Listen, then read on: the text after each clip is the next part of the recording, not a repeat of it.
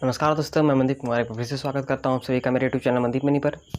तो हड़प्पन सिविलाइजेशन का पार्ट 1 आ चुका है। आज हम लोग करने वाले हैं पार्ट 2, जिसमें हम लोग देखेंगे एविडेंस के बारे में, यानी सोर्सेस के ऊपर। हम लोग कैसे कह सकते हैं कि जो हड़प्पन सिविलाइजेशन है, नगरीय सभ्यता, एक अर्बन सिविलाइजेशन है। तो किस किस आधार पर हम सिविलाइजेशन की विशेषताएं को रखते हैं, क्वालिटी को रखते हैं कि ये आद ऐतिहासिक सिविलाइजेशन है, यानी प्रोटोहिस्ट्रिक है सिविलाइजेशन कहलाता है। ठीक है, इसके अंदर जो है व्यापार प्रधान होता है, यानी कि ट्रेड जो है वो मोस्ट इंपॉर्टेंट चीज़ होता है। तो किस आधार पर हम, किस एविडेंस के अनुसार हम ये बातें कह सकते हैं। तो जब तक हम एविडेंस के अनुसार इन बातों को याद नहीं रखेंगे तो इनकी जो हड़प्पन सिविलाइजेशन की जो विशेषताएँ हैं वो हमें याद नहीं रहने वाली। तो एविडेंस के साथ हम याद रखेंगे तो हमेशा के लिए वो याद रहेंगी। तो एविडेंस में जो पहला नंबर का एविडेंस है दोस्तों, वो है आपका द ग्रेट बाथ। अब ग्रेट बाथ किस प्रकार का, क्या है ये ग्रेट बाथ? ये एक पब्लिक बिल्डिंग है, लार्जेस्ट पब्लिक बिल्डिंग, सबसे बड़ा जो है सार्वजनिक भवन जिसको कहते हैं, वो सबसे बड़ा जो हड़प्पन सिविलाइजेशन में अब तक खोजा गया है वो है ग्रेट बाथ। ठीक है, ये एक पब्लिक बिल्डिंग है, सार्वजनिक भवन है। इसे कहाँ खोजा गया है, तो यहाँ कहाँ से इसको डिस्कवर किया गया है, तो वो मोहनजोदड़ो से इसे खोजा गया है। अब देखिए, अब इसके स्ट्रक्चर की बात करें कि आखिर जो ग्रेट बाथ मैंने बोला वो ग्रेट बाथ आखिर है क्या। तो पहले तो आप इमेज देख लीजिए, आपकी स्क्रीन पर इमेज दिखाया जा रहा है। उसके बाद हम लोग समझेंगे कि ग्रेट बाथ किस प्रकार का स्ट्रक्चर में है।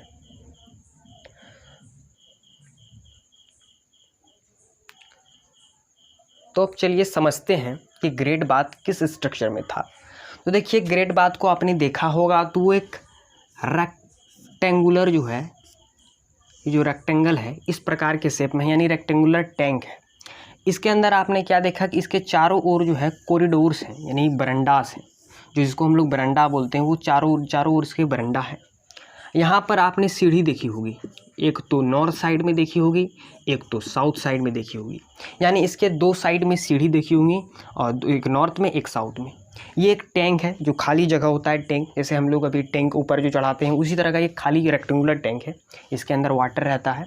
ठीक है, ये कॉरिडोर है, यानी ये बरांडा है, ये बीचों बीच बनाया जाता है। ठीक है, तो आंगन में इसे बनाया जाता है, आप समझे तो बीचों बीच बना हुआ रहता है। इसके चारों ओर आपको बरांडा दिखेंगे। अब देखिए, इसके बगल में ही रूम्स हैं। आप अगर अच्छी पिक्चर से आप देखे होंगे तो दिखाई तो उतना क्लियर पिक्चर नहीं है, लेकिन इससे आपको देखिए इसके बगल में क्या है, रूम्स है, रूम्स बने हुए हैं। ठीक है, चारों बगल इसके रूम्स हैं। ठीक है, इधर भी है। इन रूम के कई रूमों में जो है ना, एक ही नहीं, बहुत से 2-3 रूमों में आप बात करें तो कई रूमों में वेल है। क्या है, वेल भी हैं कई रूमों में। इन वेलों से क्या होता है कि पानी डायरेक्टली कहाँ पर आता है, इस टैंक में पानी आता है। ठीक है, अब देखिए टैंक है, टैंक में पानी की ज़रूरत होती है, तो टैंक से यहाँ रूमों में जो एक वेल है वहाँ से डायरेक्टली इसमें पानी आता है। और ये जो आप देख रहे हैं ये रूम के ऊपर भी रूम है, यानी कि यहाँ एक महल नहीं 2 महल है, यानी ये रूम जो है इसके ऊपर पिलर के द्वारा भी ऊपर में छत बनाया गया है। ठीक है, उस पर भी रूम है। अब ये है इसका स्ट्रक्चर। ठीक है, अब देखिए यहाँ से पानी निकल ना जाए, तो अब इसे कैसे बनाया होगा कि यहाँ से पानी, अब तो देखिए ऐसे मड में हम रखेंगे, मड में हम चाहें कि टैंक का निर्माण करें, तो मड में टैंक का निर्माण जो मिट्टी से करने की कोशिश करेंगे तो उससे वाटर टाइट वो नहीं रहेगा, यानी पानी उससे ईजिली निकल जाता है। तो इसके लिए यहाँ किस प्रकार का चीज़ों का इस्तेमाल इन्होंने किया था, अब देखते हैं। पहला जो चीज़ था इन्होंने यूज़ किया यहाँ पर, वो था आपका बेक्ड ब्रिक्स, यानी बर्न्ड ब्रिक्स बोल सकते हैं इसे आप।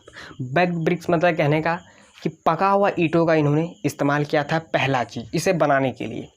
दूसरा चीज़, अब देखिए जो टैंक है इससे ईजिली अभी भी पानी निकल सकता है, क्योंकि हम ईटा पे ईटा रख दें और उसके अंदर अगर हम गारा का इस्तेमाल नहीं करते, जिसे मोटर कहते हैं, तो मोटर ऐसा क्वालिटी का होना चाहिए जिससे कि पानी ईजिली ना निकले। अगर मड मोटर यूज़ करेंगे हम, मानी सैंड वगैरह जो यूज़ करते हैं हम लोग अभी, तो वहाँ पर तो उस जानकारी उस प्रकार की थी कि नहीं समझते हैं, तो हम लोग तो भी मोटर जो गारा होता है, जैसे खेत से मिट्टी उठा के उसको भी गारा, उस तरह का भी गारा बनाया जा सकता है। तो ऐसा अगर गारा बनाया जाता है हाँ, तो ईजिली क्या होता है, पानी वाटर टाइट नहीं रह पाता और निकल जाता। इसके लिए इन्होंने क्या किया, इन्होंने जो गारा का निर्माण किया, ये जो मोटर होता है जो जिसे हम लोग गारा कहते हैं, ये मोटर जो है इसे हम लोग गारा कहते हैं। इन्होंने गारा में क्या क्या चीज़ दिया था, जिप्सम लगाया, जिप्सम हो गया, और बिटुमिन जिसे हम लोग कहते हैं, तारकोल समझते हैं, जो अभी रोड में जो काला काला पार्टिकल्स होता है, जिससे अंदर जो रोड जो काला जो कलर में आ जाता है, जिससे जो जितना भी हम लोग उसमें जो छोटे छोटे पार्टिकल्स रहते हैं वो कितने टाइट रहते हैं, ये बिटुमिन के कारण, तारकोल के कारण। उस समय तारकोल का उन्होंने यूज़ किया था, और जिप्सम जिसे अभी भी सीमेंट में जो सीमेंट का जो निर्माण होता है उसमें यूज़ किया जाता है। तो गारा जो था उन लोगों का जिप्सम और बिटुमिन के द्वारा बनाया जाता है, जिसके कारण से क्या होता है, ये टैंक से पानी जो है ईजिली फ्लो नहीं कर पाए, इस वजह से बनाया जाता है, यानी इसे वाटर टाइट रखने के लिए बनाया जाता है। और हमने बात किया कि इसके जो इर्द गिर्द है रूम्स वगैरह भी हैं, ठीक है। अब वो रूम्स किस कारणवश हैं, पहले रूम्स के बारे में समझते हैं। जो रूम है ये क्या दर्शाते होंगे, टैंक है, टैंक के बगल में रूम है, तो क्या ये दर्शाने की कोशिश कर रहे हैं। तो देखिए, ये इसका कोई प्रकार का लिखा हुआ मिला नहीं है कि हाँ ये रूम एग्जैक्टली इसी के लिए है।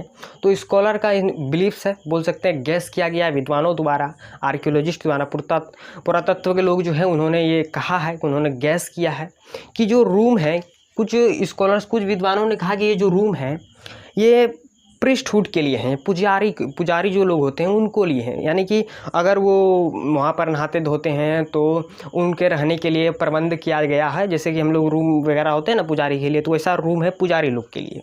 अब दूसरे और कुछ विद्वानों का मानना है कि इसे जो है जहाँ पर हम लोग कपड़ा चेंज करते हैं, कपड़ा चेंज करने के लिए इस रूम का निर्माण किया गया है।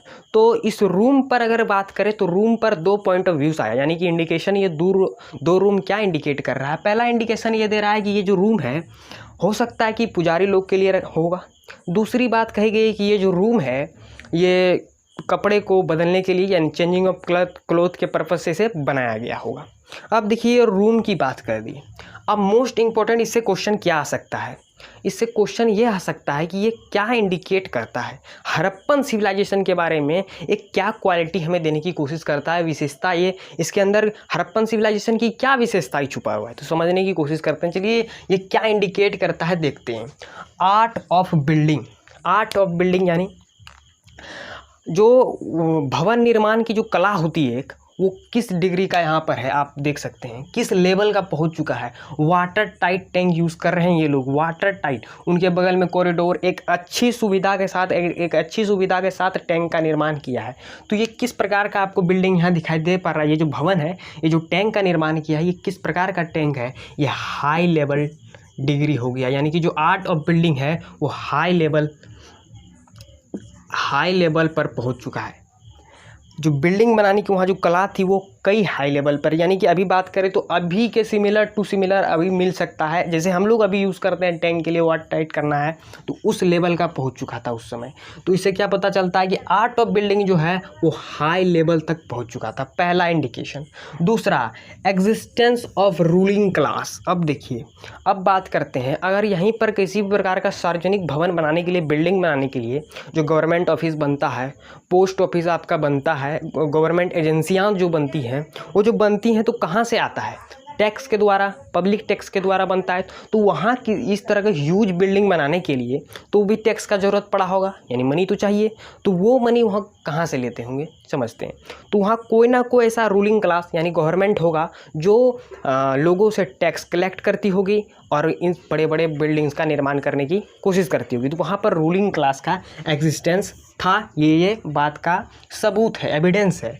तीसरी चीज़, रिलीजियस बिलीफ्स। कहने का मतलब हमने बात किया यहाँ पर जो है पुजारी लोग रहते थे, और पुजारी लोग जब टैंक के बगल में रहते थे ऐसा माना गया, तो वो क्यों रहते होंगे, सेरेमोनियल बात लेने के लिए, यानी कि मतलब पवित्र, जो हम लोग बोलते हैं पवित्र स्नान करना है, गंगा स्नान जिसे बोलते हैं, उस हेतु लिए। तो यहाँ रिलीजियस बिलीफ्स को भी ये शो करने की कोशिश कर रहा है। चौथी बात, water supply and Suez disposal. अब देखिए जो ग्रेट बात, ये जो बड़े बड़े बिल्डिंग्स होते हैं ना, तो सिटी से थोड़े ऊंचे जगह पर बनाया जाता था। अब इसे सेकेंड पॉइंट जो हम लोग देखेंगे एविडेंस के, उसमें अच्छे से समझ में आएगा। तो ग्रेट बात को ऊंचे जगह पर बनाया गया जाता था। तो कुछ स्कॉलर्स का मानना है कि इसे वाटर सप्लाई हेतु या तो स्वेज डिस्पोजल के लिए भी बनाया गया होता। वाटर सप्लाई जो टैंक वगैरह हम लोग का भी पानी आता है, शायद उसके लिए भी इसे बनाया गया होगा, या तो स्वेज डिस्पोजल, गंदगी जो है हम लोग निकास करते हैं उसके हेतु बनाया गया है इसे, क्योंकि ये ऊंचे जगह पे था इसलिए ऐसा कहा गया। तो हमने इससे क्या समझा कि जो आर्ट ऑफ बिल्डिंग था वो हाई लेवल पे था, वहाँ किसी प्रकार वहाँ जो है रूलिंग क्लास का एग्जिस्टेंस था। वाटर सप्लाई, वाटर स्वेज का जो है एक तरह का वहाँ पर एक सुनिश्चित निर्माण हो चुका था कि किस प्रकार से वाटर सप्लाई किया जा सकता है। वाटर स्वेज का भी वहाँ पर हमें एविडेंस मिल चुका है। तो अब रिलीजियस बिलीफ्स के बारे में भी हमने यहाँ पर समझा। ग्रेट बात से ये सारे इंडिकेशन हमें मिलते हैं। सेकेंड पॉइंट है हमारा दोस्तों, जो सेकेंड एविडेंस है वो है सिटाइडल। अब समझते हैं कि सिटाइडल क्या है। Rest area of each city, rest area of each city को सिटाइडल कहते हैं। कहने का मतलब पहले क्या होता था, जो शहर होता है, शहर का कोई ना कोई एक शहर से थोड़ा ऊंचा स्थान होता है, ठीक है, उसी को सिटाइडल कहते थे। अब सिटाइडल का प्रयोग क्यों होता था उस समय समझते हैं। जैसे कोई अचानक आक्रमण कर दिया, ठीक है, कोई अचानक आक्रमण कर देने पर क्या होता था, जो नगर के लोग थे उन्हें सिटाइडल पर भेजा जाता था, यानी कि जो सिटी का जो ऊंचा वाला स्थान था वहाँ पर भेज देते थे। और उससे क्या होता था, जो नगर पर अचानक आक्रमण हुआ तो वहाँ से क्या होता था, सोल्जर जा के आसानी से लड़ पाते थे। अगर ऐसा इसलिए किया जाता था, अगर वहाँ पर लोग होते तो बहुत सारे लोग मारे जाते थे, इसलिए सिटाइडल का निर्माण हुआ और सिटाइडल पर आक्रमण के दौरान नगरीय के लोगों को भेज दिया जाता है वहाँ पर सुरक्षा हेतु। लेकिन हमें क्या पता है कि जो हड़प्पन सिविलाइजेशन है एक शांति प्रिय सभ्यता है, यानी कि पीसफुल सिविलाइजेशन है। यहाँ पे किसी प्रकार का वार और नहीं देखने को मिला। तो यहाँ पर सिटाइडल का क्या प्रयोग किया गया था, तो वही समझेंगे सिटाइडल का यहाँ पर इम्पोर्टेंस क्या है। तो सिटाइडल के ऊपर इम्पोर्टेंस बिल्डिंग हुआ करता था, जैसे सिटी में होता है उसी प्रकार यहाँ पर इम्पोर्टेंस बिल्डिंग हुआ, वर्कशॉप होगा, जो असेंबली हॉल होते हैं वो सब यहाँ पर देखने को मिलता था। तो इम्पोर्टेंस बिल्डिंग में क्या क्या यहाँ पर क्या क्या एविडेंस के रूप में हमें देखने को मिला। बिल्डिंग के रूप में, इम्पोर्टेंस बिल्डिंग के रूप पर हमें पहला जो हमने बात किया अभी ग्रेट बात का, तो वो भी कहाँ पर मिला था, सिटाइडल पे ही मिला है। क्योंकि सिटाइडल पर मिला, इसी को देखते हुए स्कॉलर ने कहा कि इसे वाटर सप्लाई हेतु किया जाए। अगर नीचे में बना हुआ रहता तो उसे नीचे से अगर किसी वाटर सप्लाई करना कितना मुश्किल है। अभी जो आप टैंक वगैरह देखते हो वो कितनी हाइट पर होती हैं, तब घरों तक पानी पहुंच पाता है।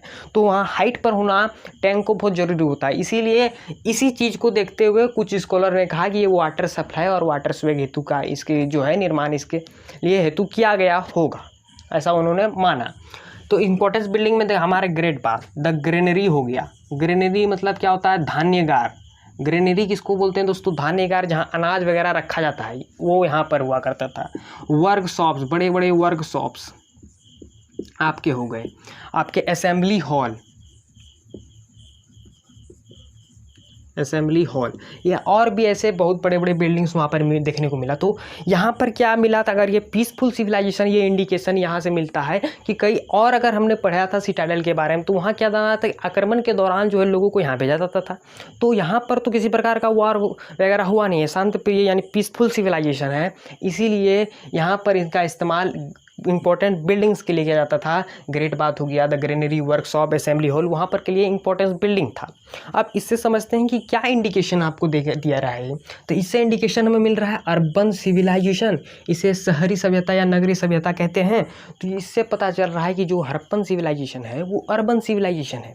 कैसे, हम देख क्या पा रहे हैं, जो कुछ एरिया में, जैसे शहर में, तो शहर में हमें बड़े बड़े वर्कशॉप देखने को मिलते हैं, तो असेंबली हॉल तो वहीं देखने को मिलेगा। जो इंपॉर्टेंस बिल्डिंग होते हैं वो शहर में ही अक्सर ज़्यादा होते हैं, तो उसे ही सिटी कहा जाता है। इसीलिए यहाँ पर क्या देखने को मिला, सिटी का निर्माण जो है, किस प्रकार सिटी के निर्माण पर काम हो रहा था, इसी को देखते हुए इसे कहा गया है हड़प्पन सिविलाइजेशन यानी नगरीय सभ्यता। दूसरी बात, बिल्डिंग और अपर क्लास पीपल, यहाँ पर क्या देखने को मिलता था, सोशल क्लासिफिकेशन, सामाजिक जो उसमें भेदभाव, यहाँ पर वो भी वर्गीकरण, सामाजिक वर्गीकरण भी देखने को मिला कि अपर क्लास और लोअर क्लास को कैसे रखा जाए। ऊपर में क्या था, तो अपर क्लास पीपल लोग रहते थे, उनके ही बिल्डिंग्स वहाँ पर मिलते थे, जैसे इस पर अभी जो मिलते हैं। तो बड़े बड़े जो हमारे नेता वगैरह हो गए, जो बड़े बड़े जो ऑफिसर्स हो जाते हैं, वो कहाँ विलेज वगैरह में नहीं रहते, वो सिटीज़ में जाकर रहने लगते हैं। तो वहाँ पर क्या पता चलता है कि हाँ, इसके जो लेवल जो है लोगों का वहाँ पता चलता है।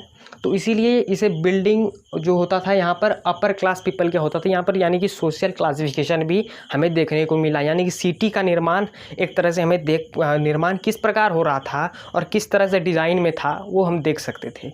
इसीलिए इसे अर्बन सिविलाइजेशन कहा गया है।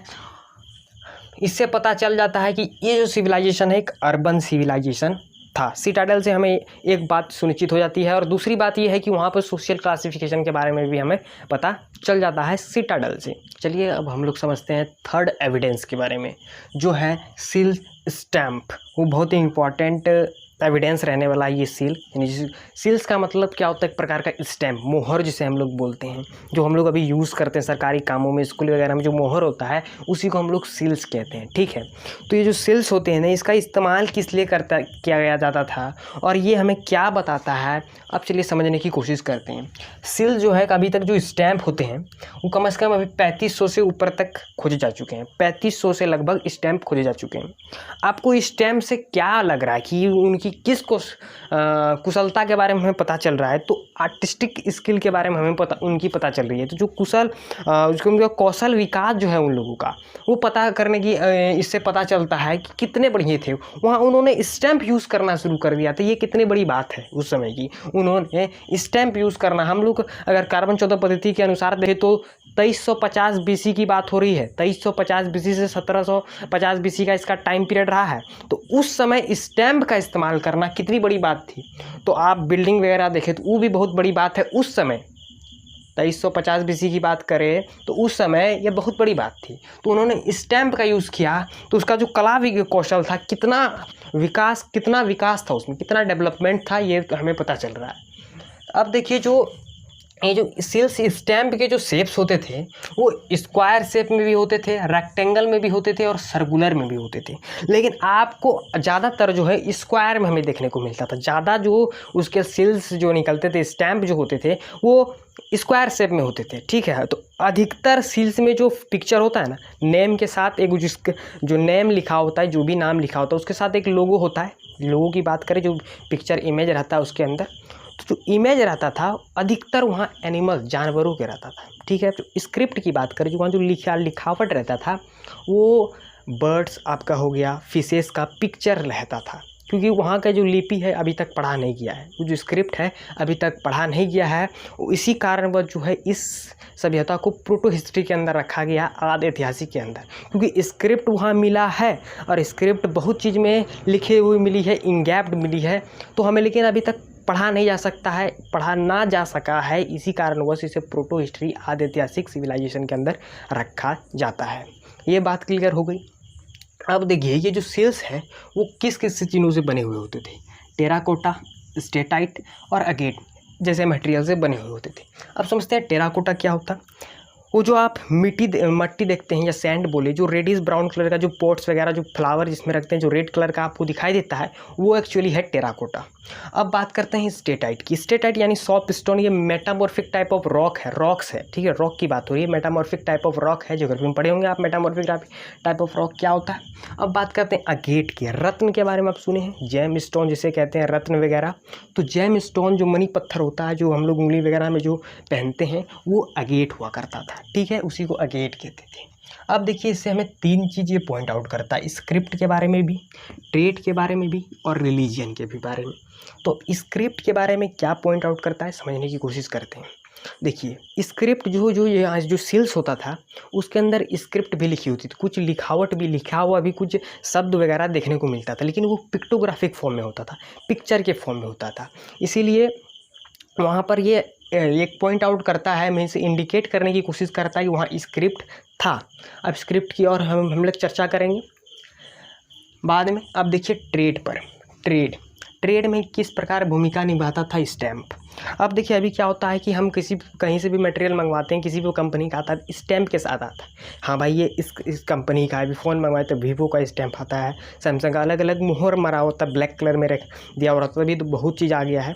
तो उस समय स्टैम्प का यूज़ किया जाता था गुड्स में। अगर मानिए कि कोई जो भी वो बनाते थे तो उसे ट्रांसपोर्ट करना पड़ता था, वो भी वास्ट एरिया में, वो अपने एरिया में नहीं, बहुत उसके वो उसका जो व्यापार प्रधान जो था, जो उसका ट्रांसपोर्टेशन था गुड्स का, वो सिर्फ उसके एरिया तक सीमित नहीं था, वो बहुत अपने एरिया से हटकर बहुत दूर दूर तक व्यापार करते थे। तो इसी कारण से वो मुहर मारते थे उसमें कि ये पहचान में आए कि हाँ जो ये जो चीज़ आपको गुड्स दिया जा रहा है, जो आप खरीद रहे हैं या जो आप मंगवाए हैं, वो कहाँ से आया है और किस चीज़ से बना हुआ है, वो सारा स्टैम्प के ज़रिए शो किया जाता था। तो स्टैम्प ट्रेड में बहुत बड़ा भूमिका निभाता था। अब तीसरी बात करते हैं रिलीजियन की। तो कुछ ऐसे स्टैम्प हैं जहाँ पर जो लोगो वगैरह जो पिक्चर आप बोलते हैं तो वहाँ कुछ डिट्टी खोजा गया, यानी गॉड गॉडेस का भी पिक्चर को देखा गया है। यानी कि एक पिक्चर जो बहुत ही कॉमन है हड़प्पन सिविलाइजेशन में, जिससे क्वेश्चन पूछे जाते हैं, पशुपति महादेव। ये डिटी है, यानी गॉड या गॉडेस कुछ में हो सकता है, क्योंकि अभी तक ये प्रमाणित नहीं है कि ये गॉड ही है, पशुपति महादेव ही है। तो ये प्रमाणित अभी तक टोटली नहीं हुआ है कि ये किस प्रकार का गॉड या गॉडेस है। तो इसके पास 3 फेस हैं। कितने फेस हैं? 3 फेस है। फर्स्ट इंपॉर्टेंट बात आप याद रखिए, पशुपति महादेव के बारे में अगर क्वेश्चन आता है तो कितने फेस हैं इसके? तो 3 फेस वाला ये गॉड या गॉडेस है। अब बात करते हैं एक और इसके आगे की बात करते हैं। अब बात करते हैं कि ये जो कैसे हैं, मतलब किस प्रकार का आप जो लोग मतलब जो स्टैम्प हैं तो उसका जो बनावट है, क्या खड़े हैं, बैठे हुए हैं, किस प्रकार हैं। तो ये जो है क्रॉस लेग्ड, जैसे हम लोग खाना खाने बैठते हैं ना, जिस लेग से योगा वगैरह करते हैं, क्रॉस लेग्ड, तो क्रॉस लेग्ड में बैठे हुए हैं। ठीक है, 3 फेस है, क्रॉस लेग्ड में बैठे हुए हैं। अब देखिए इसके चारों जो चारों ओर हैं जानवर का ने डेरा डाला हुआ, यानी जानवर जो है इसके चारों ओर, मतलब कि स्टैम्प में दिखाया गया कि जानवर जो है इसके चारों ओर भी हैं। तब कौन कौन से जानवर हैं उससे भी क्वेश्चन आता है। तो 5 मोस्ट इम्पॉर्टेंट इसमें से एनिमल्स हैं, जो 5 सबसे अधिक जो मतलब जी इस पिक्चर में जो क्वेश्चन आता है कि किस किस जानवर से ये घिरे हुए हैं। पशुपति महादेव जो हैं वो घिरे हुए हैं, तो किस किस जानवरों से घिरे हुए हैं, ये क्वेश्चन आता है।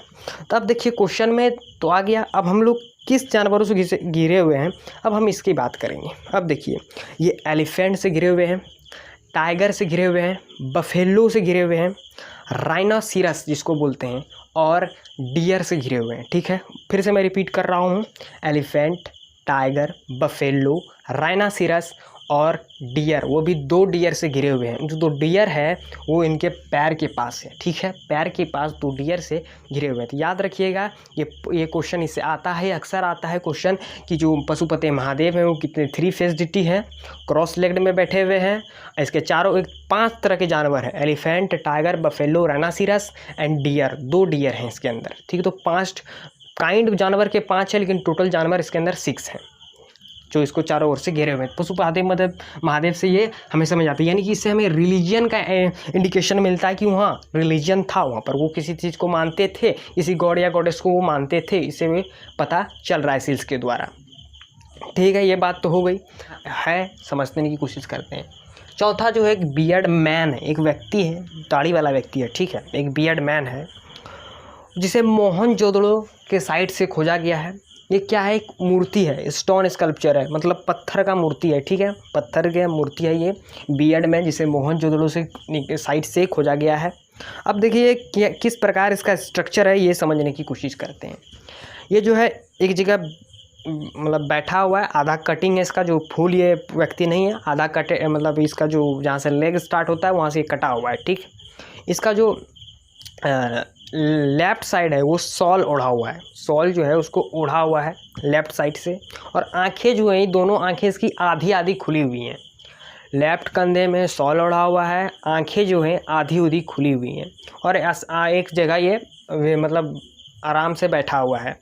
तो इसे जो है स्कॉलर्स ने, जो विद्वान लोग होते हैं, उन्होंने कहा जी ये जो स्टेचू है ये सिमिलर है, रिसेंबल करता है योगी के स्टेचू से, यानी कि योगी जो होते हैं आजकल के, उससे ये मिलता जुलता है। इसीलिए कुछ स्कॉलर्स ने कहा कि ये जो है योगी के हैं।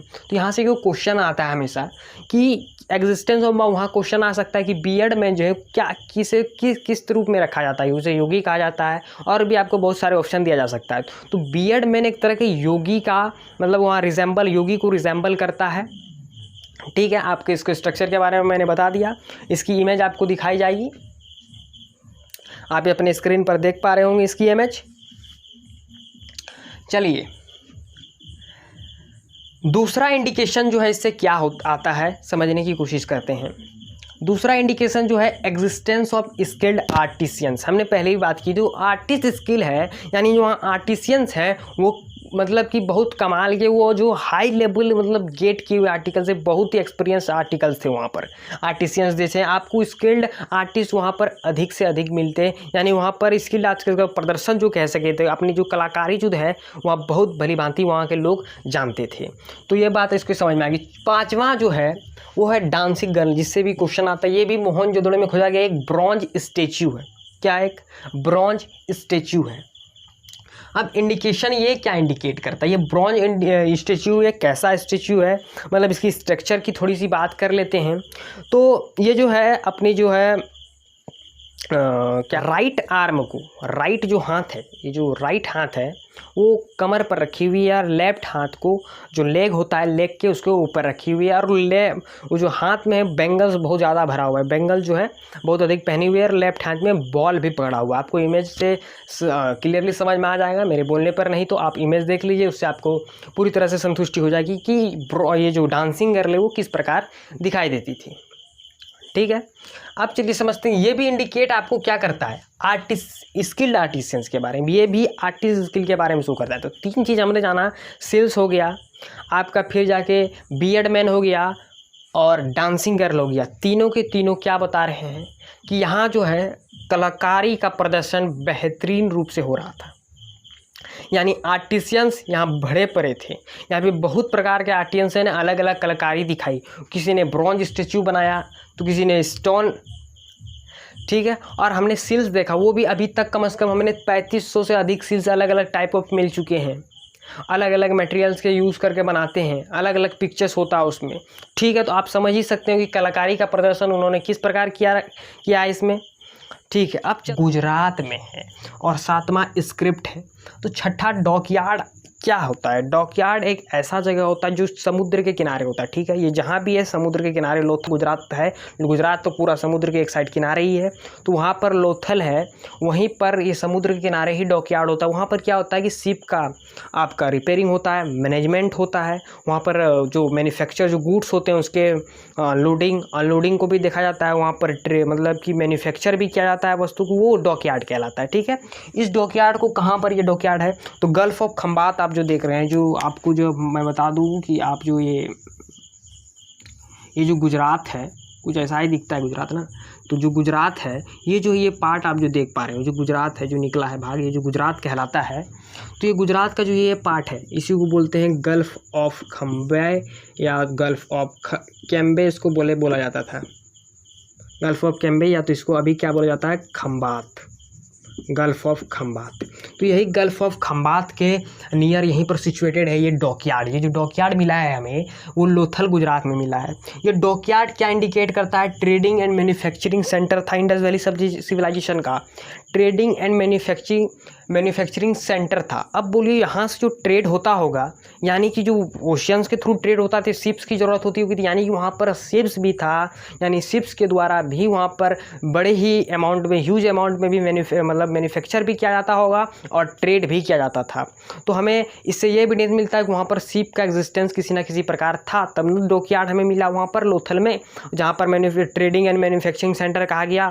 आर्कियोलॉजिस्ट ने इन्हें कहा, तो कुछ एविडेंस के देखते हुए इसे कहा जा सकता है यहाँ शिप्स का भी एग्जिस्टेंस हुआ करता होगा। तो जो व्यापार था यहाँ पर वो बड़े पैमाने पर था, बहुत ही एग्जिस्टेंस था, यानी अपने एरिया से छोड़कर बड़े बड़े एरिया में भी ये व्यापार करने के लिए अपने गुड्स को भेजते थे और व्यापार करते थे।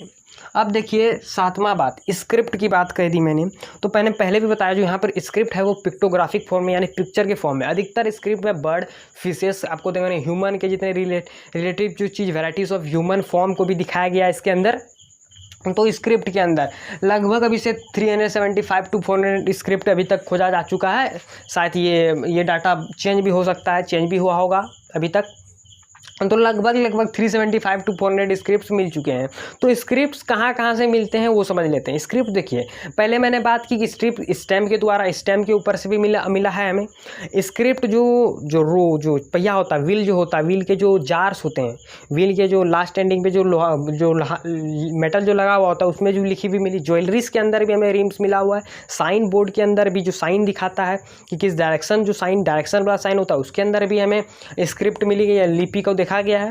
तो स्क्रिप्ट हमें कई जगह पे ऐसे प्राप्त देखने को मिला है। तो स्क्रिप्ट भी पिक्टोग्राफिक फॉर्म में, ये इंपॉर्टेंट है, याद रखना है इसमें। अब देखते हैं कि ये सारे ओवरऑल एविडेंस से आपको क्या क्या पता चलता है कि क्वालिटी इंडस वैली सिविलाइजेशन की विशेषता के बारे में बात करें तो अर्बन सिविलाइजेशन के बारे में हमें पता चल गया, सिटाडेल के बारे में जब हमने देखा तो पीसफुल सिविलाइजेशन के बारे में भी हमें वहीं से पता चला है कि यहाँ पर जो सिटाडेल का निर्माण होता है अक्सर वो आक्रमण के दौरान बचने के लिए होता है, लेकिन यहाँ तो इंपॉर्टेंट बिल्डिंग के लिए था, तो ये पीसफुल सिविलाइजेशन है। इंपॉर्टेंस ऑफ आर्टिस्ट स्किल, वहाँ जो मतलब कलाकारी का जो एक कौशल विकास जो है वहाँ पर एक बहुत बड़े पैमाने पर हो रहा था। जैसे कि यहाँ पर व्यापार हो रहा था जिस प्रकार, उसी प्रकार वहाँ पर कलाकारी भी बड़े पैमाने पर हो रही थी, कलाकार भी बहुत उभर रहे थे और बड़े बड़े कलाकारी दिखा के जा रहे थे। तो इम्पोर्टेंस ऑफ ट्रेड भी हमने देखा कि व्यापार प्रधान ये सिविलाइजेशन है, यहाँ पर जो है ट्रेड मोस्ट इंपॉर्टेंट है इस सिविलाइजेशन के अंदर, ट्रेड मोस्ट इंपॉर्टेंट है इस सिविलाइजेशन के अंदर, ये बात याद रखिए। रिलीजन बिलीफ को भी देखें कि किस प्रकार के उन्होंने स्टम के ऊपर जो है किस प्रकार का गॉड गॉडेस का इमेजेस हमें देखने को मिला, उससे हमें पता चलता है, एविडेंस हमें है कि हाँ ये रिलीजियस बिलीफ भी रखते थे। तो हमने सोर्सेस की बात कर ली, इसके पहले पार्ट 1 में हमें नेमिंग, डिस्कवरी और एक्सिस्टेंस के बारे में भी बात की थी, इसको एक्सटेंशन कहाँ से कहाँ तक है उनकी भी बात कर ली है हमने। तो लगभग इंडस वैली सिविलाइजेशन की पार्ट ख़त्म हो चुके हैं, और भी इम्पोर्टेंट पार्ट है जैसे एग्रीकल्चर क्या था, वो कौन से ऑर्नामेंट्स ज्वेलरीज वगैरह पहनते थे, और भी ऐसे टाउन प्लानिंग उन लोगों का क्या था कि किस प्रकार घर कैसा था उन लोगों का, वो डिक्लाइन कैसे हो गया वो सिविलाइजेशन चला कैसे गया, उसके बारे में भी हम लोग जानेंगे पार्ट 3 में। तो दोस्तों अगर ये वीडियो मेरा अच्छा लगा, हेल्पफुल था, तो प्लीज़ इसका लाइक कीजिए, शेयर कीजिए, कमेंट कीजिए, चैनल को सब्सक्राइब कीजिए। तो मिलते हैं दोस्तों पार्ट 3 में।